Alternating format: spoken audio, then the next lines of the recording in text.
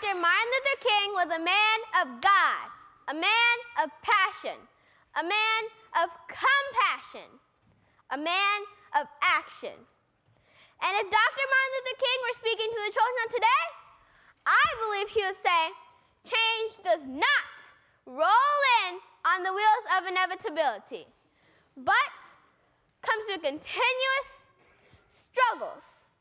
Dear young ones of this great nation, for most of you here today, you have only known African-American president in the person of Barack Obama. Many of you experience multicultural friendships on the playgrounds of America. You get to live and visit places your forefathers never dreamed possible. Therefore, it may be difficult for you to understand exactly what the need for change means. Over the last 50 years or so, we've grown by tremendous leaps and bounds. However, my dear seeds of promise, before you get comfortable on the couch of complacency and pour yourselves a cup of contentment, let me remind you that the future is now. Everything you and I do will affect the future. Children, let me explain. Your parents, your teachers, your family, and I are the present, on our way to becoming the past. Unfortunately, too many of you are left in the scorching fields of mental, emotional, spiritual, and physical malnourishment, more so now than ever, because a child can be full of one thing, yet starved for another. Such as a plant that gets plenty of sun, but no water. I know this because I forgot to water a plant or two in my day. That's why I like cactus.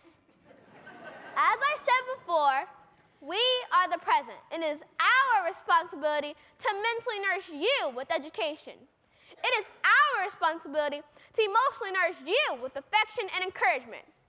It is our responsibility to spiritually nourish you, not just by sharing our faith, but living it in front of you. Now, I understand more is caught than taught. That's why I'm still praying for some of your elders. It is our responsibility to physically nourish you by feeding your bodies with healthy foods. We nourish you and hope that you will one day become nourishment for others. Unfortunately, too many of you reject the nourishment of your elders and choose to be fed by Hollywood images and TV personalities.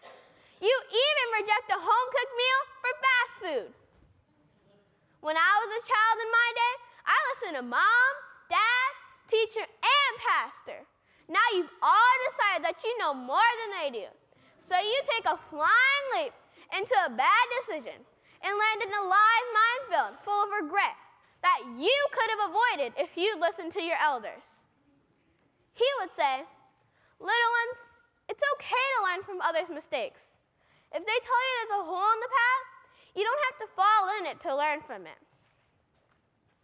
Finally, if Dr. Martin Luther King were speaking to the children today, he would say, don't squander your youth on corrupt company. Surround yourself with ordinary people with extraordinary potential, like you. Get the stars out of your eyes, a book in your hand, and a prayer in your heart. I promise you the world will make a beaten path to your door. Strive to achieve excellence in whatever you love to do. That is your responsibility, no matter how young you are. Start listening now. Start achieving now. Start learning now. Start making a difference now. Thank you.